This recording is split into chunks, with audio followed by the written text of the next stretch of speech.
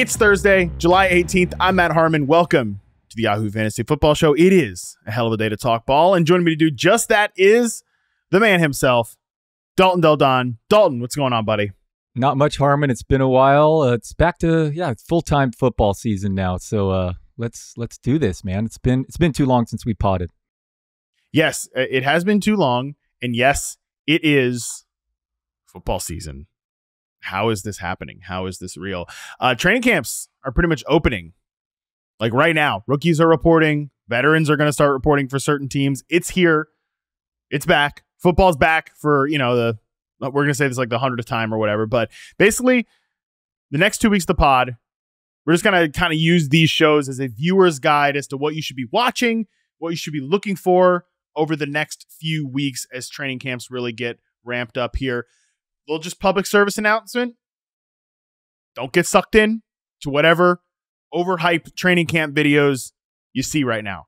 Like, it's rough. The aggregators are going to be out there. They're going to be like, look at this route on air. I definitely fell victim to the Calvin Ridley stuff last year. I like Calvin Ridley more before training camp. Dalton, it wasn't just that.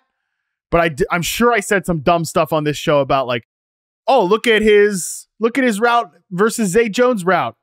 Didn't really make a difference. So that's coming to your Twitter timeline. Be prepared and look the other way and focus on the things that actually matter. So today we are going to go over some burning questions that we have that need to be answered in training camp for the pass catchers. Dalton, we're going to go tight ends, then we're going to go wide receivers. We've kind of put this list together collectively, but you did a lot of the heavy lifting on these and you've had some great questions. So I'm excited to break this down with you today. Let's touch on tight ends first before we sink our teeth into the wide receiver discussion after the break. First one here, what's the plan for Dalton Kincaid's year 2 usage? I think we all agree Kincaid had a really good rookie season, Dalton. He had caught 82% of his targets. He was 9th among all tight ends in targets overall. But some of the like under the hood stats, what I wrote in the piece, they're kind of middling, right? Like if you look at guys that had 75 plus targets, Kincaid was around the bottom of the pack, or bottom or middle of the pack in yards per route run, 1.59, and first downs per route run. He wasn't like a featured receiver, right? Is he going to be the featured receiver this year? I think for this Bills pass catching core to come together, and again, we'll talk about the receivers later on the show, Dalton. I think Dalton Kincaid needs to have a monster season, but a lot of that comes back to deployment for me, which again, we can talk about here. Yeah, great job adding him to the outline, a glaring omission by me. Kincaid's so interesting. In 5 games without Dawson Knox last year, averaged 7.5 targets, a 20% target share, was the tight end 6 in fantasy. In 11 games with Knox, dropped to 4.9 targets, 14.9 target share, the tight end 18. But now Diggs is gone. Kincaid had a 29% target per route run rate without Diggs last season. Diggs and Davis accounted for 80% of their end zone targets last year. Kincaid scored 19 touchdowns in college compared to 5 to Sam Laporta. I know usage was up at play there, but there's clear upside with so many vacated targets in Buffalo. Kincaid had the 10th most receiving yards ever by a rookie tight end quietly last year. But as you point out, he wasn't elite under the hood. The low first downs per route run really is kind of a scary mark because that's a good future indicator. So I settled him tight end 5 right behind my guy Kittle, behind the clear. It's kind of a clear tier 1 really with McBride, Laporta, Kelsey, and Mandrews just because he gets so much action in the red zone. So that's where I've settled. But I could see someone talking Kincaid into being as high as number 1 or below Kittle and Pitts. I don't feel super strongly here. He has a wide range of outcomes and certainly a great spot though with Buffalo opening up so many targets. Yeah, you mentioned the name Dawson Knox. I do think that's a critical thing to talk about. Again, going back to that group of 75 plus target tight ends, Kincaid's 60.6% slot route rate, according to PFF, was the highest because he was mostly like a slot receiver. He wasn't really an inline tight end. But he was used more like that when Dawson Knox was out. But again, when Knox comes back in week 14 through the AFC Championship, AFC divisional round, Kincaid averaged a 57% snap share. Like those two things are related.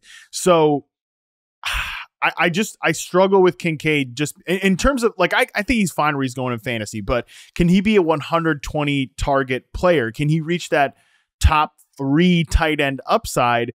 I think that's really interesting when we consider that he was mostly used as a slot receiver as a rookie, not an inline tight end. They have a guy that they like as more the inline tight end in Dawson Knox there.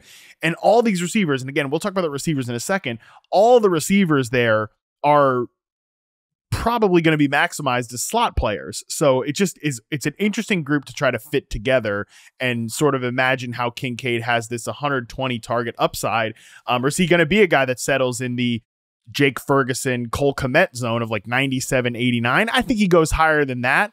But, you know, when we look at the top tight ends last year, Evan Ingram, ridiculous 140 targets, Hawkinson 127, Njoku 120, Travis Kelce 120, Sam Laporta 118. And then obviously your guy, Trey McBride, had 104, but mostly that was in the second half of the year. I think prorated, he would come out much higher than that. Yeah. Kincaid is so much upside, and then you can see the downside too, as you point out when you look at a granular. And it's interesting because, as you said, Curtis Samuel, all these guys can play the slot. Shakir, so how he's deployed is something that we need to pay attention to in the preseason. All right, so next tight end question here, we've got: does Jonnu Smith get serious usage in Miami? I'm glad that you threw this one on the outline, Dalton, because it's kind of a sicko question here, but what has you intrigued about Jonnu Smith potentially in Miami? I mean, after the top really dozen tight ends, there's just a gigantic tier with a bunch of question marks. And, you know, you're in the Scott Fish Bowl now, and you're looking at really deep tight ends when there are people that play tight end premium. And Jonnu Smith, really, the depth chart's wide open in Miami. I know they didn't use their tight end much last year, but the two fastest carrier speeds from a tight end position last year were both Jonnu Smith. So he fits with the speed in Miami. Play action boosts tight end production more than wide receivers. It's just really wild how much it helps that position. And Miami had the second most play action last year, behind only Minnesota. McDaniels called him a yards after the catch machine or something like that. And Jonnu's pretty good there. So I could see him being a definite fantasy sleeper at a thin position after the top group. Yeah, it is a thin position after the top group. And I do think, look, they're famous last words. There are a lot of interesting tight end options, but they're all dart throws, right? In the late rounds. I mean, a lot of people like Noah Fant. I think Noah Fant makes a lot of sense, but Jonnu is definitely a name to remember. You know, he was good last year with the Falcons, man. Obviously, it pissed off fantasy people because it wasn't Kyle Pitts, but they drew up some creative plays for him on this usage front. And Miami really has a need, I think, for a third pass catcher. Is that going to be Odell Beckham at this point in his career? I don't know about that. I really like Malik Washington, but he's a 6th round rookie. Jonnu Smith could be a sneaky answer there in Miami. It's kind of like him. I like Davis Allen as a super deep sleeper at tight end. Very, very, very late. The Rams tight end there, but there are some interesting players there in decent spots. Will Dissly, I think, is mildly interesting as a Chargers tight end. So yeah, Jonnu Smith, though, I think is the most intriguing of that bunch. I've been going Colby Parkinson for the Rams. Am I making a mistake? Davis Allen should be the pick there, and because I don't think I'm not expecting much from Higbee. Yeah, I'm not saying Davis Allen is for sure the guy. I just think they're going to play a lot more 12 personnel this year because they have 2 high quality starting receivers. I think there's a drop off after that. And I think that he could be an interesting part of that. And there's just a couple of plays from him while I was watching Cooper Kupp or Puka Nacua, especially in that Rams game. Where I'm like, man, I think Davis Allen can play a little bit, but like I said, that's like a 22nd Scott Fish Bowl round pick, not a fantasy draft candidate, most likely. I still got the candle lit for Jelani Woods too, but that's a whole. Me too. Yeah. Richardson's going to turn him. Yeah, going to make him fantasy viable for sure.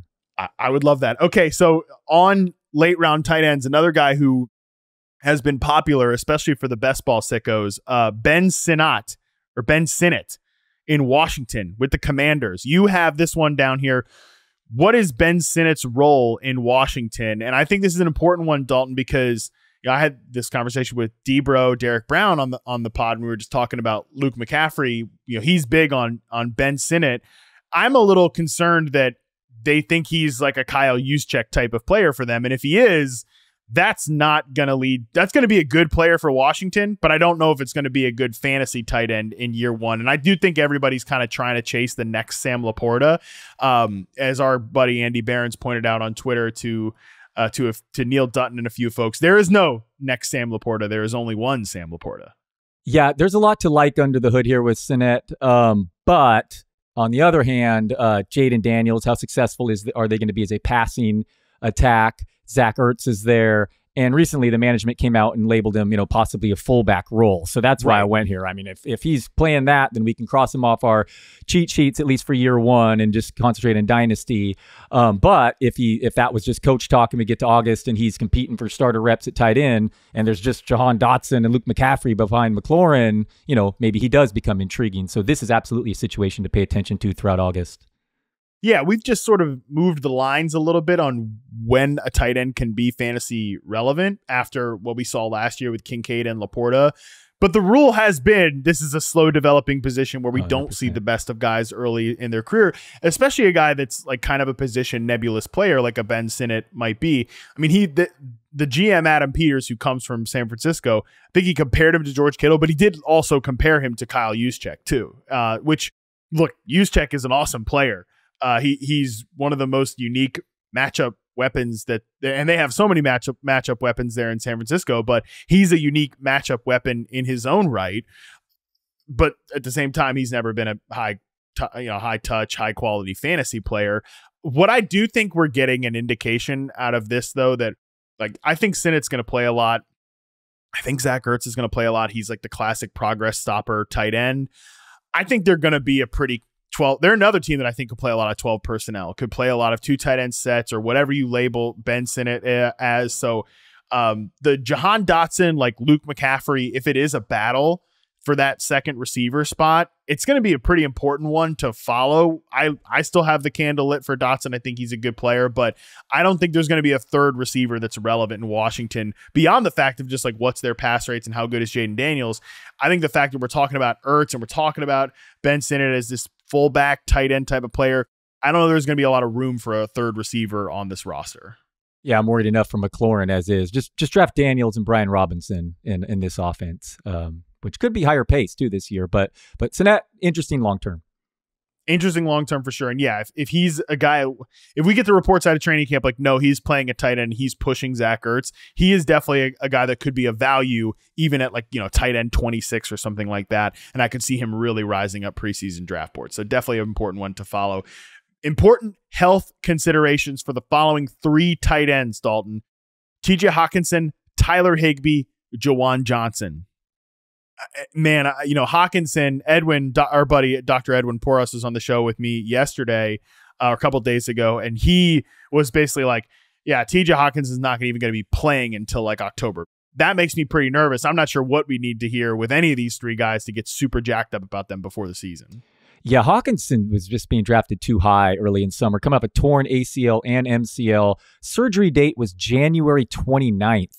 I saw other doctors suggest, it should be 10 months with a multi-ligament surgery for tight end minimum. And that's like week 12. I mean, he won't be 100% all of 2024. There's a chance. So I have not been drafting him even in best ball. And I don't know. I'm probably not going to end up with any Hawkinson at all. And then the Higbee situation, we need to see the Davis Allen Parkinson battle in LA. And then of course, we don't really know at all the timeline for Juwan Johnson. It just sounded, didn't sound great. So these are the situations we need to hopefully become more clear on their health status when this regular season starts. Yeah, all 3 of these guys are interesting just because I think they impact the overall offense as well. Juwan Johnson, I think he was set up to have a really nice season in Clint Kubiak's offense, and I've said it on the show, wrote about it for the website. I have a bit of a weird fascination with this Saints offense. The tight end position looks very different without Juwan Johnson there, so his health reports are pretty critical to follow. Higbee, yeah, I definitely think there's open opportunity for some of those guys you mentioned, and Hawkinson, and we can use him as a transition to one of our first wide receiver questions. If Hawkinson's not right, and their second receiver, is a little bit of a question. Like I said, I'm going to transition that smoothly because I'm a professional podcast host. If that second receiver position is a little bit of a question, and Jordan Addison, one of your questions here is, what is Jordan Addison's status? Because he was arrested for suspicion of a DUI in Los Angeles recently near the airport. If you read the reports, not great. This is his second vehicular issue in his first 2 years of his career. Not good. So yeah, what is his status? we could be looking at Minnesota as like, yeah, this was a good spot for JJ McCarthy to land. And it is, I think, a good spot, right? Still got Kevin O'Connell, still have a quality offensive line. They have the best receiver on planet Earth. Guy wears number 18, Justin Jefferson. But still, like, we're taking away Hawkinson for most of the year. We're taking away Addison maybe for some time, or at least we got to ask, like, is he locked in at this point? I don't know.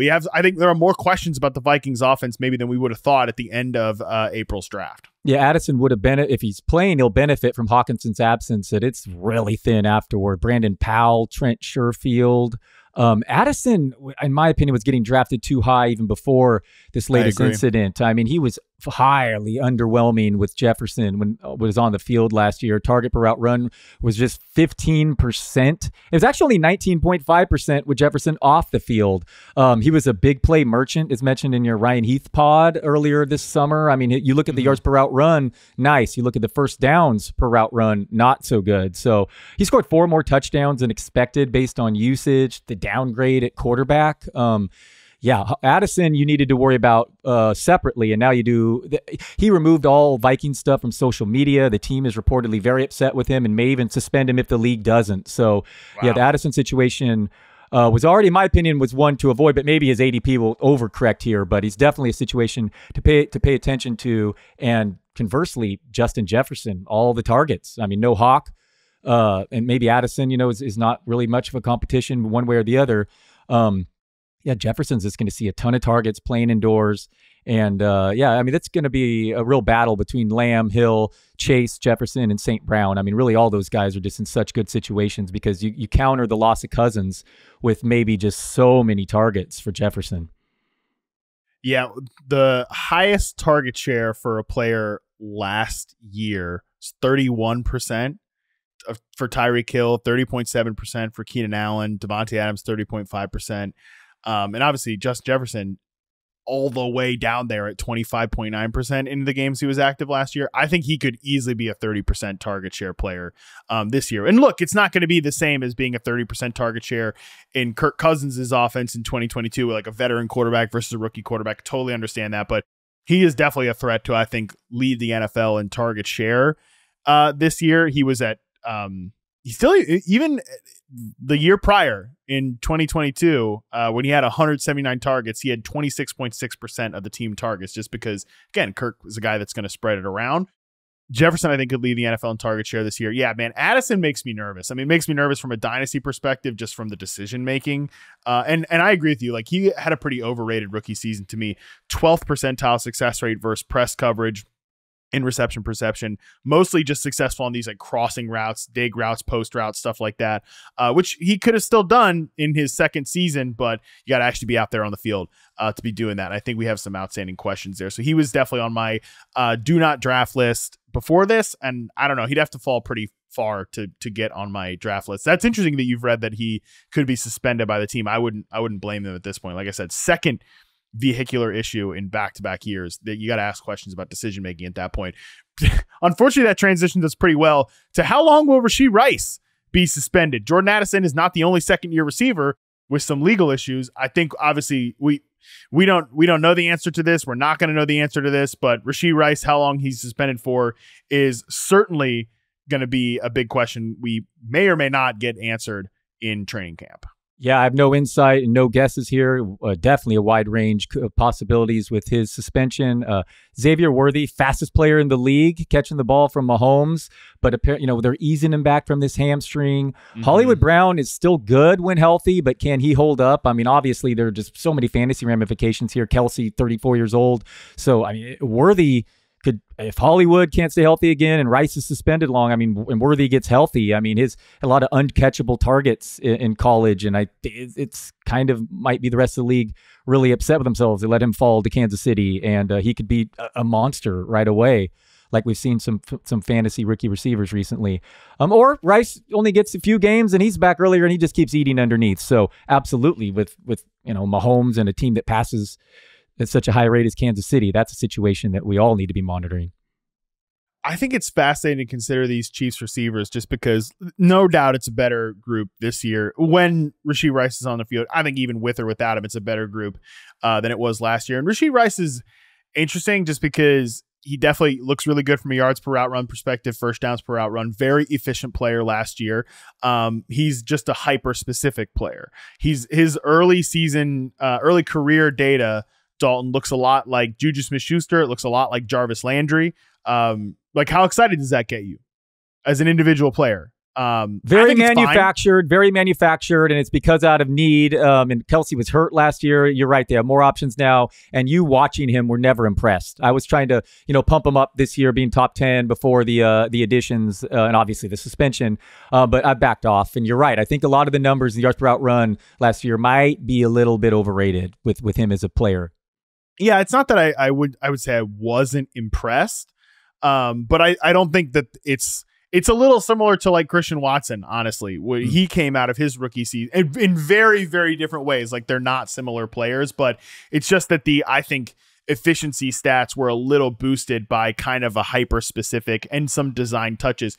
Rashee Rice, in his reception perception sample, Dalton ran a slant route on 38.3% of his charted routes, which is the highest for any receiver I've charted since 2014. Wow. Which is just pretty wild. I just have some questions about whether he's a guy that is going to be a full field, you throw this guy the ball 120 times every year in a good offense. And like Reed and Mahomes have even talked about, like, they weren't happy with their offensive performance. They don't care that they won the Super Bowl. Like, they're not doing what they did on offense again this year. And I think that comes down to, like, we don't want to, it's good that Rashee Rice can do this stuff. I don't think they want to be throwing him the ball like 8 times per game on these crossing routes. Hopefully he can develop and do more than that. I wouldn't say that he's been focused on developing this offseason necessarily. There's been a lot else going on. And I just am interested to see, like, are Marquise Brown and Xavier Worthy, are they pure vertical options, or are they going to be more manufactured stuff? Just a lot of outstanding questions with this whole receiver room. But yeah, a lot of it comes down to, what is Rashee Rice's status, and will there be a suspension, and when will we learn about that suspension? Because that will unlock the ADP of the other guys. Yeah, no doubt. Draft Pacheco and void the wide receiver headache. But no, that's absolutely probably the number one maybe situation to monitor. All right, third individual player question before we move into some more crowded rooms to sort out after the break. It's our guy, Brandon Aiyuk. Will Brandon Aiyuk be traded, Dalton Del Don? My guess is no. As a 49ers fan, do you have a different point of view here? They call Pacheco. I always do that. Brandon Aiyuk, man, this is very scary, Harmon. We know how awesome he is, one of the best wide receivers in the league. I'm hoping this trade request is just a final negotiating tactic, kind of letting SF know he won't show up to training camp. I mean, the Niners have been dealing with this with Debo and Bosa over the last few seasons, and I think they can waive Ayuk's fines because it's on a rookie contract. That with Bosa. Okay. And so, yeah, I mean, the ramifications would be huge, obviously. For Aiyuk, where does he end up? Washington would be a major downgrade. If he goes to a place where he gets all the targets, then sure. But, I mean, you just love to stay in this system and hope that the Niners pass more, as many suspect this year. And if he does leave, Debo's splits are just, like, hilarious without him on the field, like, insanely high. Kittle's aren't dramatic. Kittle is way more dramatic with Debo off the field, for what it's worth. But our guy Pearsall now on the non-football injury list. Shanahan loves Aiyuk. I mean, he knows how good he is. He's one of the best route runners in the league, awesome blocker, and is important. I mean, I know that Debo is the more unique player, but Ayuk's the guy running the harder routes, on the outside and doing the things to open up all that stuff. So I hope he stays. I would expect him to stay. And frankly, I think they're going to maybe get rid of Debo a year from now. It would be my prediction. And they're going to make it work this year somehow and reward him either before or promise him after this year. And maybe have to move on from Debo because obviously going to pay Purdy too. Yeah, they got to pay Purdy. I don't know if you saw this, but I've been saying that I'm a little more Purdy pill. I have. I appreciated it. Yes, I went and told my wife, and I was like, "Yes, you looked at the yes, you looked at the film, and you finally you woke up. I like it. It's good. I woke up. Yeah, I love the image of you being like, hey, I'm sure you don't speak to your wife in that way, but excuse me, dear, you'll never believe this. Harmon, he's finally on board with Purdy, and the whole household can rest now. I explained the situation, because your site employs a quarterback guru who didn't love his charting the first year. So and then I said Harmon wasn't as down, but now he's come around. Yeah, I think I've always been kind of like a Purdy centrist, but you mentioned a lot of the stuff there that with Aiyuk running the harder routes on the team, Purdy is willing to rip those throws. And your boy Jimmy Garoppolo is in the NFL zeitgeist lately because of the Devontae Adams clips from the Netflix show about like, I've never been hit so much in my effing life. And like, he clearly did, Jimmy maybe thinks he's a nice guy, but he did not like playing with Jimmy Garoppolo. And that's been the experience watching Jimmy Garoppolo with this 49ers offense and watching him with Brandon Aiyuk. It's like, my God, this guy is open on all the high degree of difficulty throws. Now they've got a quarterback who takes those throws. I think that's why Shanahan loves Brock Purdy. And like you mentioned, why he loves Brandon Aiyuk. So I struggle seeing Aiyuk playing anywhere else. If I'm him, I'm taking it. Look, and far be it for me to ever say like, number one thing, get your money, get paid, the whole deal. But at the same time, and his agent's saying the same thing too. All this is mostly agent stuff, by the way. Like people get so pissed at players and like, oh my God, Aiyuk this is all an agent thing. I'm sure it'll probably get sorted out. It just is the way these guys do, the agents do this stuff now. If you're a fan of a team and you're pissed off about a player contract situation, direct all your energy towards the agents. They're taking 10% of these deals anyways. They can take your anger. All right. So direct it there. I love it. I saw some fan the other day being like, Ayuk's agent really needs to sit down with him and explain to him that he's not just like, oh yeah, I bet his agent's going to be the one to say take less on the deal. What a stupid thing to say. What a stupid thing to put publicly in the air. I'm saying all this to say, if I'm Aiyuk, though, I am like, do I really want to be leaving San Francisco, going to play with Russell Wilson, Justin Fields, or I know he likes Jaden Daniels, but damn, like, look at how pissed Devontae Adams is. Like, the grass is not always greener on the other side, man. But still, he should at least get Amon-Ra St. Brown's contract. That's what I would be pushing for if I was him. And if I'm the 49ers, I'm making that happen. And there's just no reason for them to take draft picks right now when they could trade him after the season and get those same draft picks in February when they'll be literally worth the same then. Yep, all fair stuff. And let me preface it by saying Purdy had the most YPA ever last season, but I will say Garoppolo's performance makes it harder and harder for me to argue for Purdy, man. Since leaving, Shanahan's system, Garoppolo, it's just like, oh, Purdy's my God. So much better. I know, no question. But I mean, it's crazy that Garoppolo was putting up those seasons, in SF, and then you watch him play afterward. It's like, oh my, it's brutal. But yes, Purdy, a million times better. I mean, way more elusive. And as you said, actually, dares to throw those balls downfield. I'm glad you came around, Harmon, and I'm glad you agree. I mean, I'm glad you were impressed with what you saw. Yeah, it just, for me, I think these two are such, like, I don't think you can commit to Purdy long term and not have Brandon Aiyuk there. I think that would be, you'd get diminishing returns from Purdy in that situation because it's the best part of what he does is rip those throws to Aiyuk, which is why I expect Aiyuk to be there. From a fantasy perspective, I don't know, man, just real quick on the Aiyuk stuff because it is in the news and, a lot of people play Dynasty and everything. If you have Aiyuk in Dynasty, would you rather him stay in San Francisco where it's a more efficient environment where, yeah, he had 105 targets last year. I'll take the over on 105 targets this year in San Francisco, even if everybody stays healthy. Or would you rather him go to some mystery destination that, okay, I can guarantee you wherever he goes next, he's at least getting 130 targets. But what's the cutoff there? Like, where are you more drawn to if you have like an Aiyuk in Dynasty? 1,000% you want him to stay. I mean, he's in the best offensive environment by a mile. This coach has the best YPA every year. George Kittle's 30 years old. Debo's always injured. And I mean, just the physical style he plays, I think there's a chance he's gone next year. McCaffrey's coming off 400 touches and he's, approaching 30 years old. Purdy is someone that Shanahan believes in. I mean, it's forget me or you. He trusts him way more than Garoppolo. And there are a lot of personnel decisions he's quietly made in the offseason that suggest he's going to throw more moving forward. I mean, he did throw a ton in Atlanta when Ryan won MVP. So yep. I think the Niners are going to throw more. The efficiency simply has to regress because no one's that good. I mean, it was unbelievable, historic levels.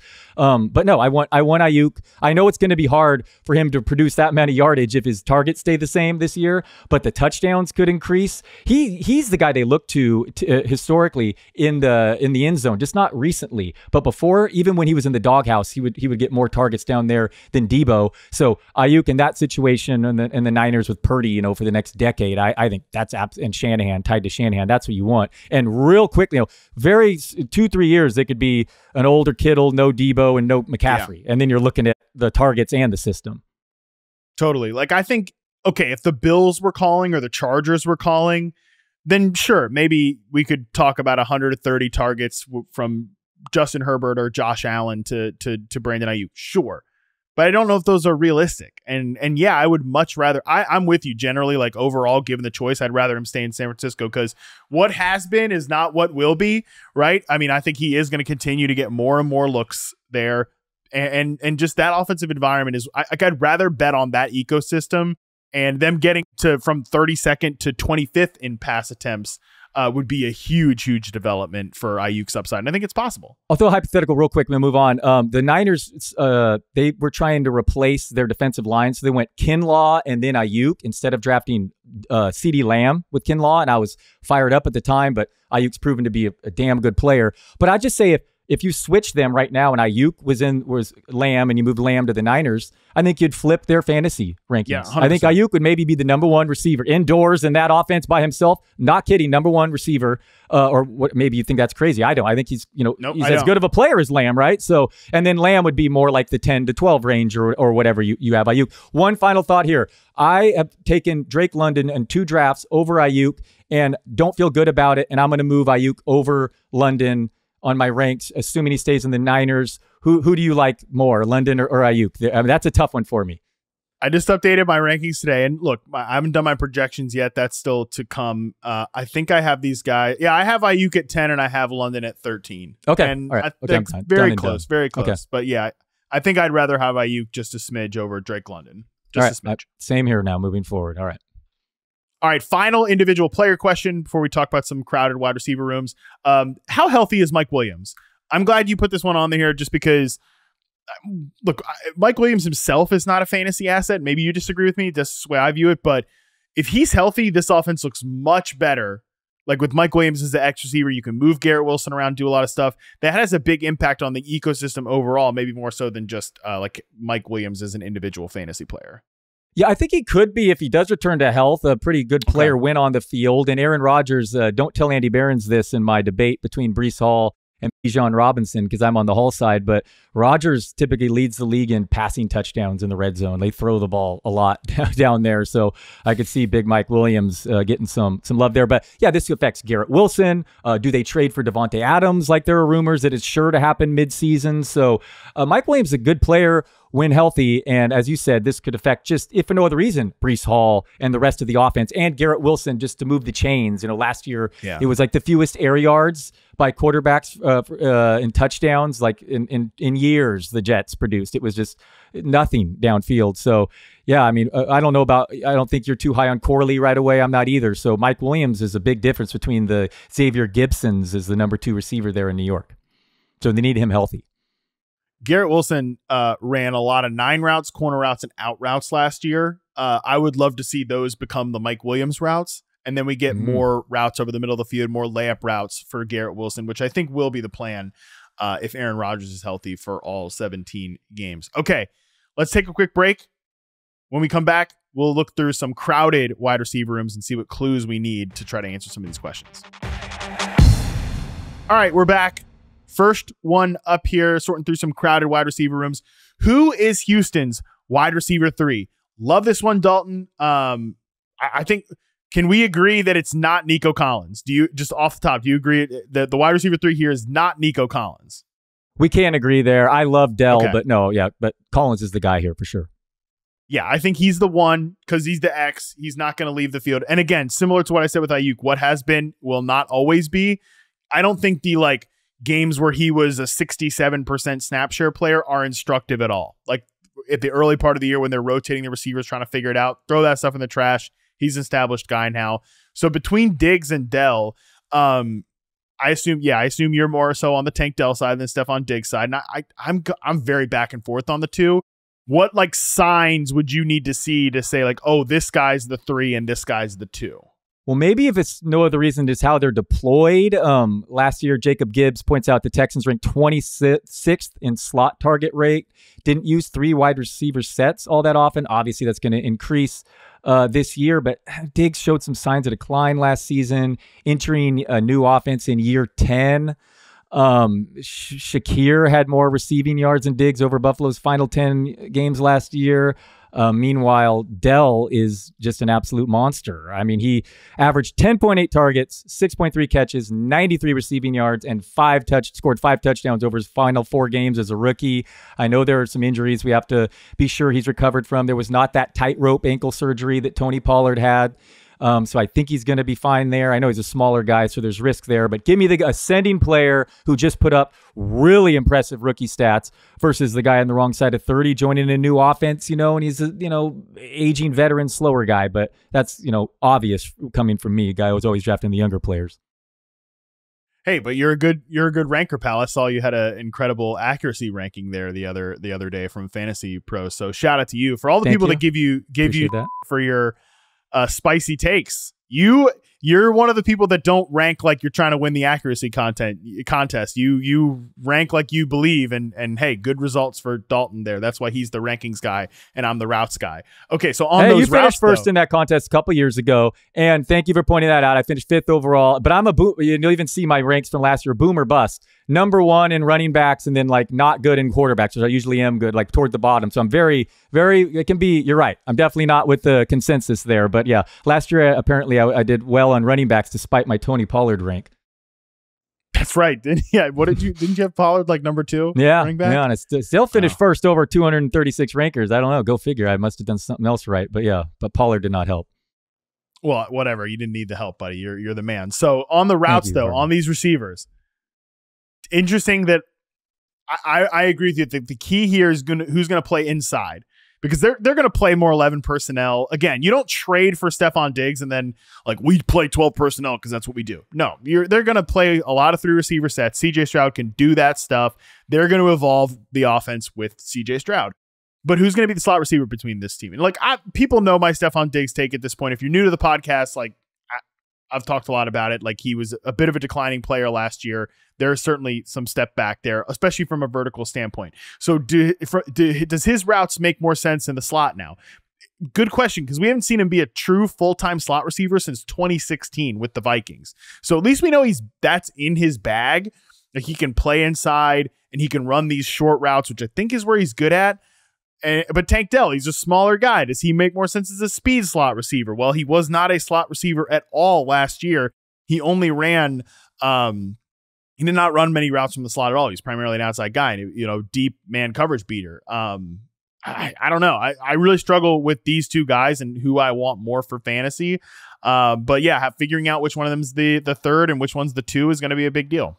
One thing we can be certain of is the Texans are not going to finish 19th in pass rate over expectation like they did last year. They're going to definitely be passing the ball more. And this is absolutely, maybe I'm wrong, and maybe Diggs does emerge. I mean, he gets drafted above Dell in most leagues, fantasy leagues. So maybe Diggs, he's listed as the number 1 receiver on some depth charts. So maybe he is, he's the man. So absolutely a situation to monitor throughout the preseason.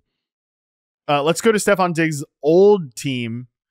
What is the Bills' new pecking order at wide receiver? Again, I just wrote a whole piece on this for the website.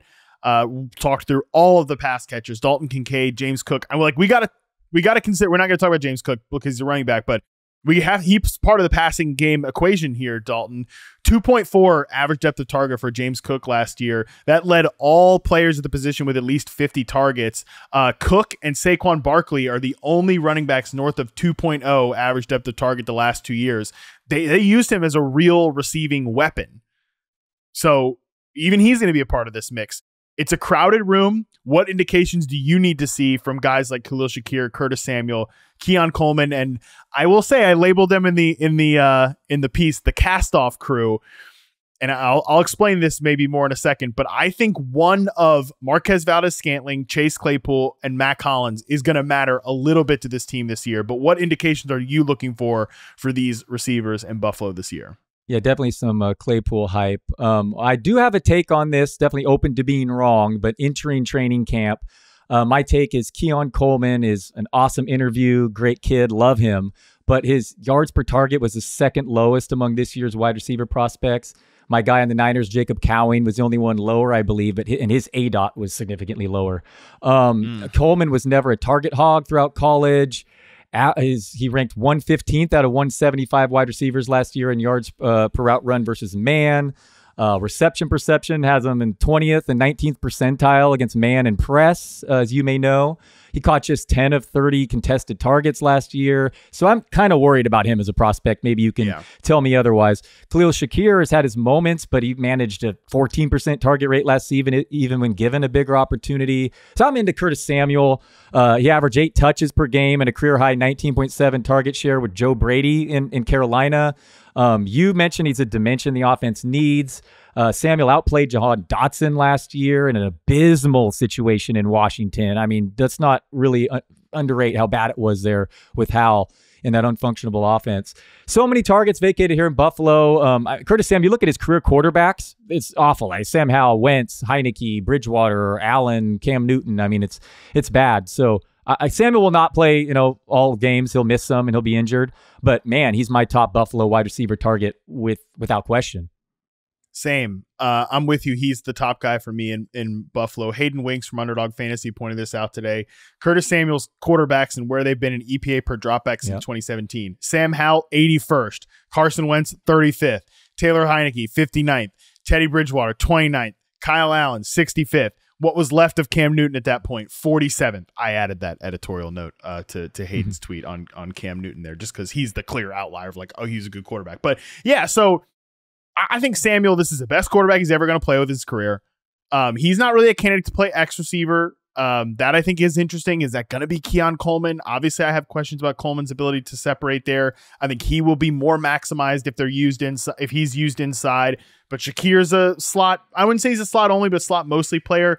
The fact that Curtis Samuel has always been a quality separator against man coverage in reception perception makes me think he is the guy to get here. 75.4% success rate versus man last year. That's an 82nd percentile mark. I think he's going to be the guy that plays the most. But maybe we're wrong. Maybe we get through training camp and he's not an every down player. I would be a little surprised by that. But that's why this is a situation worth monitoring. I just want to make the note that, like I said, this cast-off crew, if Keon Coleman's not going to be the X receiver on this team, which I know they talked about him. Brandon Beane said he's going to learn the X receiver position. I think he will be more maximized. He didn't play X last year at FSU. That was Johnny Wilson, who went in the 6th round of the Eagles and is like a tight end convert. So he wasn't even FSU's X receiver last year. He's primarily off the line of scrimmage as a flanker and running like over the middle routes, which is where I think he's best used if he's going to be used outside and not as a big slot receiver.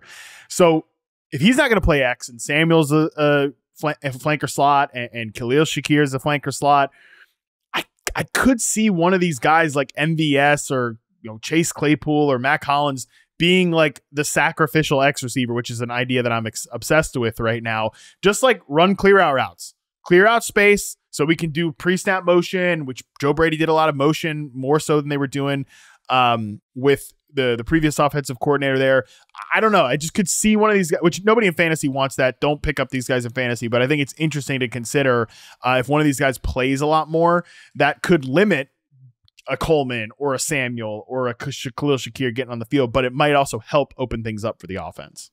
Yeah, Buffalo, just a crucial situation to pay attention to. Awesome offense, quarterback, scores a bunch of points, and lost Diggs and Gabe Davis. So yeah, Kincaid, maybe Curtis Samuel, these guys will take advantage of it. All right, another crowded wide receiver room we've got to try to get right here. Let's talk about the Green Bay Packers crowded wide receiver room here real quick, Dalton. I mean, it's a popular topic. Everybody wants to talk about the Packers crowded wide receiver room. Do you have a lean between the top 4 guys? And we know there's other guys on the depth chart, Bo Melton, Malik Heath. They have 2 quality tight ends there, two young guys, Luke Musgrave, Tucker Kraft, but just these top 4 receivers. Jaden Reed, Christian Watson, Romeo Doubs, Dontavian Wicks. Do you have a strong take? And what are you looking for? What are you looking to find out here between this receiver? Like which of these receivers we should like? I will say, Dalton, just before I throw it to you, I think we are going to get like one hype piece every couple weeks on each of these guys. There was some video recently that Jordan Love did. One of my Discord members sent this to me, where he put Romeo Doubs as his X receiver on his like dream offense, had him running a go route because Romeo Doubs is that sacrificial X receiver. There's that. And then like 2 days later, Dontavian Wicks is getting the buzz from Jordan Love saying like, oh yeah, he's gonna have a monster year. I bet he's got another quote coming on Jaden Reed. I bet he's got one on Christian Watson. Like, what Jordan Love says is important, but that's going to happen for all these guys. So besides that being something we're going to hear out of camp, what are you looking to hear to actually get some real clues on how this receiver room plays out? I see you're putting off our Lad McConkey war until later. I like that. Yes, so correct. The Green Bay. I'm the host of the show. I can editorialize the outline in real time. No, you're saving it for later. I appreciate that. I don't have a strong take on Green Bay. I'm probably going to avoid them all here. I think they're going to probably just spread it out here. As you pointed out, Christian Watson, he may have led all the receivers when on the field, but that's when the offense was its least functional. So I think it's going to be spike weeks for different players. You pointed out the Dobbs thing that Love said. I was going to say the same. Dobbs also was the clear number one throughout the playoffs. I don't think Watson was totally healthy then, but Jordan Love, people don't like to hear it, but he may be due for some touchdown regression this season. The Packers scored more than 76% of their touchdowns through the air last year, and then added Josh Jacobs.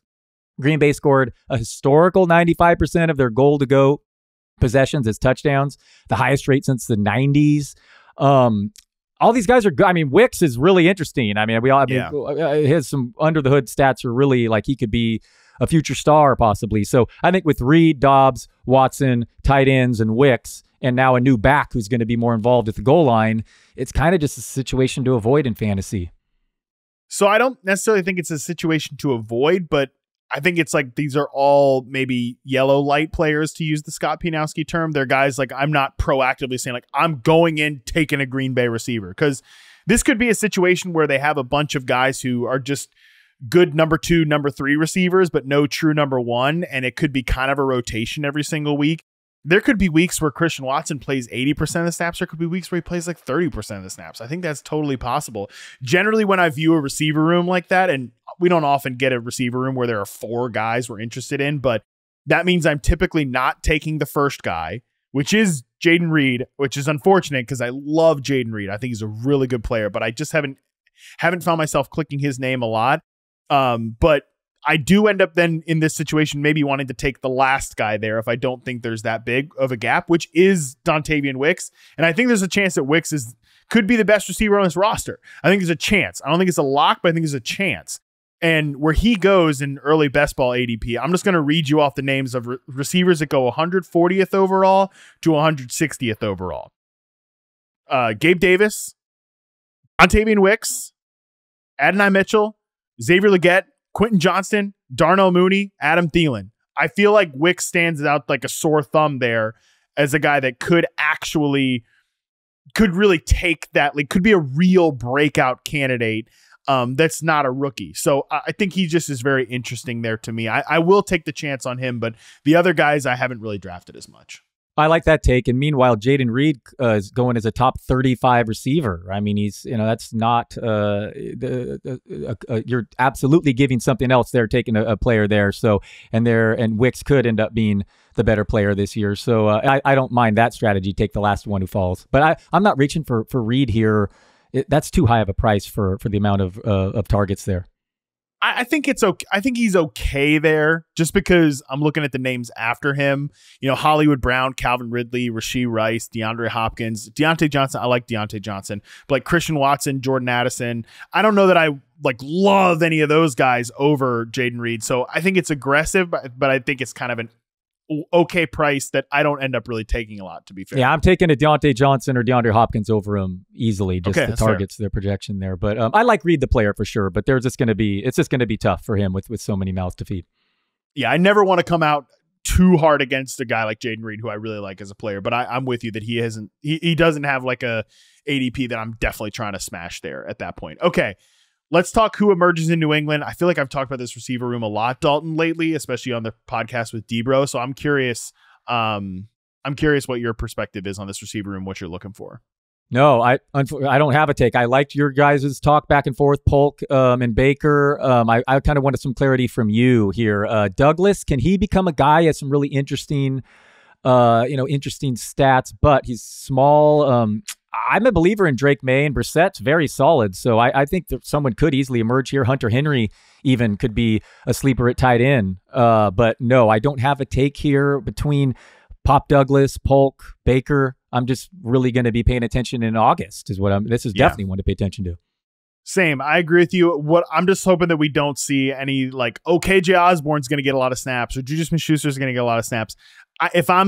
We just talked about Green Bay. If I'm the Patriots, I'm doing what they did last year. And it's just no progress stopping vets. Maybe Kendrick Bourne if he's healthy, but no progress stopping vets. I want Baker to get some snaps. I want Polk to get some snaps. Douglas to get some snaps.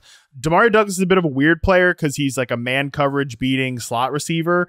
So I don't know if that's going to lead him to be a high volume player, but I think he could be like a quality slot receiver, but maybe not somebody that demands a lot of targets in fantasy. But you were Polk, right?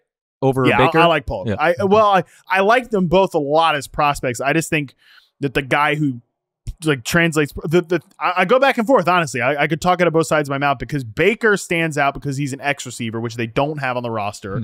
And Polk, though, just rock solid player, runs routes that really overlap with Drake May, over the middle routes, make sense in this offense, rock solid hands. I just think he projects well to an early role, and obviously he was drafted first. Fair. Okay, let's talk the Cleveland one, and then we'll finish up with the Ladd McConkey wars. I love this one that you put on here. Do we get clarity in Cleveland, and does it even matter? Because I'm so with you on this, Dalton. This receiver room is sneaky deep. The pass catching room is sneaky deep. But do we care? Does it even matter because of the Watson stuff and Watson's injury situation, which Dr. Edwin Porras pointed at, but we didn't go in a full deep discussion on it. I don't know, man. It's tough. But yeah, the receiver room is sneaky deep in Cleveland, so I do think we need to get some clarity in the offseason. Producer Colin deserves credit for that one because that was not me, and I've been guilty of drafting Judy and Elijah Moore too high in the past, so I probably won't do that again. And Amari Cooper is this boring veteran that just I always have ranked too low, and Amari look into him, and when he dealt with even Watson last year, as long as it was Watson or Flacco, just got it done, and I think you even remarked that it's probably his best season as a pro or one of them. So I mean, if those other two guys just do their, just whatever, continue to disappoint, and Nick Chubb doesn't return until late in the season, Amari Cooper, even if Deshaun Watson doesn't improve, I think Cooper is locked in another top 20 wide receiver year. Yeah. Well, my apologies to Cooper, my apologies to producer Colin for not pointing out that this was his question. I will never do that again. I apologize to you, Colin, my good dear friend, producer Colin. My apologies. But he's right about Amari Cooper, though. Amari Cooper's been awesome in Cleveland. I think he's been the best 2 years of his career. He's worn a Cleveland Browns uniform. There's some pop about Cedric Tillman potentially starting in two receiver sets. I think Tillman was an interesting prospect coming out of Tennessee, but he was like a pure X receiver prospect. And I think Amari Cooper's been awesome in that X receiver position. So it kind of doesn't square to me that Tillman's going to get a lot of playing time, but we'll see. And then, yeah, I think Jerry Jeudy, people know my Jerry Jeudy take. I don't know that I love him as a vertical slot receiver because he's not a good zone coverage receiver. He's a man coverage receiver. And I still think Elijah Moore is underutilized as a vertical receiver as well. So, yeah, it's a crowded room. David Njoku there, 120 targets, like I mentioned earlier in the pod. So, do any of these guys really have room to eat? And how good is the dish going to be with the quarterback? And obviously that quarterback coming off an injury. Elijah Moore versus Jeudy, I just realized it's kind of one of your guys versus your opposite of your guys there. So hopefully Moore has not lived up to expectations you and I both had, right? I mean, that's for sure. Man, he was a training camp hero for multiple years, but I feel like they're just going to rotate and Amari's just going to be the clear number one. Yeah, that's kind of how I feel about it too. Man, I still have some hope that we'll see a decent stretch from Elijah Moore. I mean, he was kind of balling out with Flacco a little bit last year, and then he took that really scary hit against his former team in the Jets on a Thursday night, I want to say. So yeah, we'll see. I hope we get a good stretch from him at some point in his career. Okay, final one here. What is the Chargers' new pecking order there in the wide receiver room? Dalton Del Don. Curious to hear what you're looking for here, as I know you are a Ladd McConkey hater. I guess you're just looking to mainline all the negative Ladd McConkey news that you possibly can. I will say, since we have talked, Dalton, about this situation earlier in the offseason, I'm even more radicalized that I think this offense is going to be better, way better than people think. And it's going to be good for Justin Herbert. I don't know about fantasy numbers, but he's going to have the most efficient season of his career in this offense, even with these pass catchers. But what are you looking for in terms of deciphering the pecking order in LA? Yeah, I won't question that. Harbaugh's the man. He wins football games for sure, and the efficiency will increase. Herbert hasn't been a great YPA guy his whole career. Right. But the wide receivers here, even in a low-volume offense, it's going to be absolutely fantasy-worthy, especially if someone emerges. Joshua Palmer, average receiver at best. Quentin Johnston, maybe the worst receiver. So I get why people are excited about McConkey, who has a really aggressive ADP. These college stats, courtesy Jacob Gibbs again. McConkey's career high single game target at Georgia was 9. So he never commanded a double-digit target game. He only topped 6 targets in 4 of 39 games, 24% target rate. Yes, Brock Bowers was there, but McConkey's yards per team pass attempt, very low. Jim Harbaugh only used 3 receiver sets 35% of the time last year. Only one team was lower. Yes, college, but Harbaugh only passed the ball 30% of the time in the red zone. I mean, it's just going to be low volume. McConkey could be that third receiver. I know you said don't just say he's the slot guy. He's capable of more, but there is some concern there. They don't give up on Johnston, and he is just seeing the field. What if he sees the field 30% of the time week 1? People are dropping him in fantasy. I mean, that is a range of outcomes here. McConkey plays 30% of the snaps week 1, and everyone, is dropping. Not to say he can't then suddenly become the guy the rest of the year, but I don't know. He was not a target earner throughout college, and now he's in a completely low volume offense. So I just don't see him being what people are drafting him so aggressively. Fair point. Look, all fair points. I would be stunned. I think Quentin Johnston's got to come in there and stun them in training camp to be a 2 receiver set player. Okay. And I know. Yeah. Are they playing He's DJ back. Chark there in 2 receiver sets over Ladd McConkey, the only guy who can really separate here? I would just be a little surprised if he's not on the field almost all the snaps. But I will agree with you that his ADP is aggressive. In early best ball drafts, wide receiver 43, he 84th player overall. He goes ahead of Rome Odunze. He goes ahead of Jackson Smith-Njigba, Brian Thomas, the aforementioned Keon Coleman, Cortland Sutton. And then it gets kind of dicey a little bit after that with Jameson Williams, my guy. And what Curtis does Palmer Samuel, go, like 20 receivers later?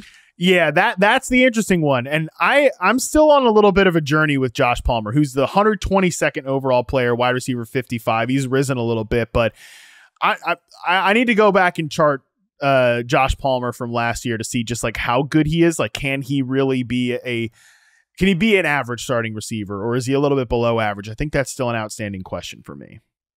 Yeah, I believe he was another big play merchant as well last year. I know he's not any star 100%. at all by any means. And you I should point out, you like McConkey as the prospect. I do. Forget his yards, Yes. Per team pass attempt. I mean, you like him as a route runner, and you think he can excel at the NFL level. So I won't totally disregard that. And I've moved him up my ranks where I had him completely buried. I'm trying to get closer to the market, but I don't think McConkey's going to be on any of my teams really where he's going. Yeah, I'm interested to see where that ADP settles and stuff like that, because he definitely looks like he could moonwalk into a great rookie season, but he does have to bypass all these guys there. And I just think my opinion is that he will. So that's just where it's at. And I mean, even the tight end room, it's Hayden Hurst, Donald Parham, Will Dissly. It's a very mid tight end room. I think one of those guys could be a bit of a sneaky producer. At the same time, I also just think that this is going to be a totally blank slate offense. Okay, Josh Palmer's had some moments before. We don't care. Quentin Johnston was a first round pick. We don't care. It's totally new staff, totally new program there. This is why it's an important one in training camp to watch, Dalton. Right. Even we drafted Ladd McConkey in the second round.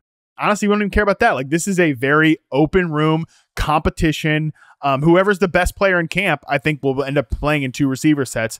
And I mean, I don't think it will be like DJ Chark and Quentin Johnston, but I guess that's within the realm of possibility just based on where this receiver room is. And I'm totally open to being wrong. It's not like I've grinded a ton of film on him. Maybe he goes out there and impresses, and I'll change when more information becomes available. I also want to point out Matt Waldman. I think has him as like a top 10 receiver this year. Like not Wow. dynasty. I think he loves him, and as a redraft has him super, super aggressively high. So I easily could be wrong on this one, and we'll know more, in the next 6 weeks to see how he's deployed in LA. All right, buddy. I think that's going to do it. That was a banger of an episode. We have a ton to watch out for now as training camps are open with all these pass catching situations, Dalton. So appreciate you doing this. Appreciate all of your questions. And of course, producer Colin's Cleveland Browns question.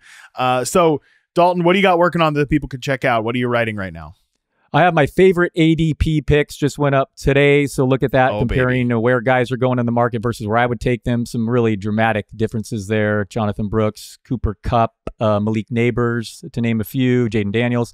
And then, looking forward to just potting with you in the future. I'm going to be on vacation next week, and then it's the grind, man. August is here. Football season's here. So, yeah, won't be leaving the house for the next 5 months. Hell yeah, dude.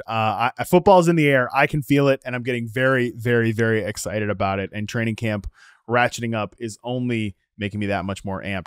Like I said, that's going to do it for this show today. Scott Pianowski joins the pod on Tuesday next week to identify the biggest training camp questions we have at the quarterback and running back position. Until then, we're out.